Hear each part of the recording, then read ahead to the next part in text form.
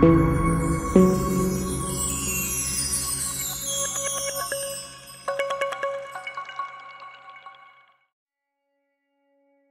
Buddhism is a school of Mahayana Buddhism that is widespread in China. The very word Zen comes from the term dhyana, which in yoga and Buddhism means in a broad sense perfect meditation, and in a narrower sense, concentration of the mind on a perfect object. Another name for the school of Zen Buddhism is Heart of the Buddha, or Buddhahridaya. The Parampara school of Zen Buddhism originates from the Buddha Shakyamuni himself. He passed on this teaching to one of his most talented students, Mahayana. In China, the teaching was brought by the Buddhist monk Buddhahridaya in the 5th century AD. The heart of the school of Zen Buddhism is the Shaolin Monastery. After the departure of Buddhahridaya, the teachings of Zen Buddhism split into northern and southern schools. The southern one also split into 5 schools, of which only 2 have survived today, Kyo-dong and Linji. In the 7th century, Zen Buddhism came to Korea, and in the 9th century, Zen Buddhism began to spread to Japan. Zen Buddhism rejects many Buddhist concepts as illusory.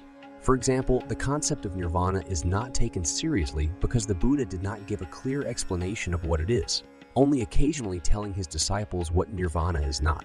Therefore, due to its practicality, Zen Buddhism does not pay attention to the study of concepts that are not related to specific practical aspects. Meditative practices of Zen Buddhism include meditation with concentration on any object or thought. The one thought state is a core practice in Zen Buddhism. More precisely, this is not exactly a practice. It is a state that Zen Buddhist practitioners seek to achieve by concentrating on the object of meditation. Concentrating on any particular statement, a person evolves according to the principle what you think about, you become. There is such a mental disorder, hypochondria. This is a disease when a person, by the power of his suspiciousness, invents a disease for himself and inspires himself so much that this disease begins to manifest itself in him. Thus, we can conclude that our mind is the most powerful tool that can both resurrect us and kill us. And if you give it free rein, then it can bring us to complete madness. But if you subjugate it to yourself, the results will be simply amazing. The practice of Zen Buddhism is based on this idea. The school of Zen Buddhism includes 4 basic aspects. The transfer of knowledge from heart to heart, that is, directly, at a subtle level from teacher to student. Lack of absolute authority of texts. Only experience and practice are recognized as primary. The transmission of the teachings by a non-symbolic method, that is, by words or actions that, to the uninitiated, will seem nonsense. Acquisition of Buddhahood, by contemplating one's inner world. Formerly a school and offshoot of classical Mahayana Buddhism, Zen Buddhism is fundamentally different from it.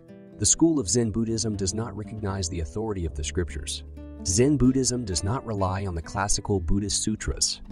Zen Buddhism does not rely on the classical Buddhist sutras. In Zen Buddhism, personal experience and practice are considered primary, and philosophical concepts in various texts have practically no weight. The well-known saying, "Met the Buddha, kill the Buddha," refers specifically to the school of Zen Buddhism. Of course, we are not talking about a call to violence.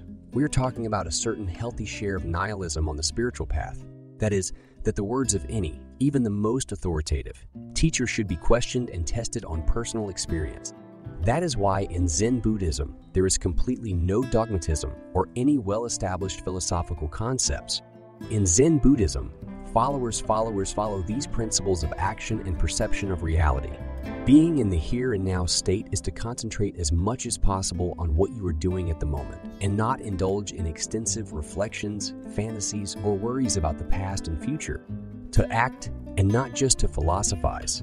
Buddhadharma called on his students so as not to become like the ancient philosophers who reasoned a lot and the cart, as they say, remained there even now. To act as the heart tells without subjecting its impulses to lengthy analysis and fruitless sophistication. Don't stress and don't worry. The world is perfect, and only because of our own imperfection we see illusory flaws in it. It is important to understand this concept correctly. We are not talking about inactivity and an idle lifestyle. It is about equal and rational perception of reality. Neutral perception of what is happening. All events are neutral in nature, and only our mind divides them into pleasant and unpleasant. To be open to everything new is not to turn into a fanatic and a dogmatist who is convinced that he has already known the truth, and everyone who does not agree with him is a priori mistaken. These are the general principles followed by followers of Zen Buddhism. To summarize, there are 3 cornerstones in Zen Buddhism: meditation, concentration on the perfect object, visualization or thought leads to calmness of the mind, detachment, calmness, and self-control. Joy from the process of action. The goal of all actions is joy. What causes us suffering is precisely the fact that we become attached to the fruits of actions. We expect this or that result from reality, and sometimes reality has its own plans.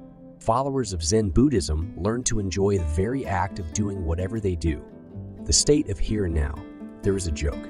Life is beautiful if you do not remember the past, do not think about the future, and do not worry about the present. In fact, it is. Our mind is a source of endless anxiety.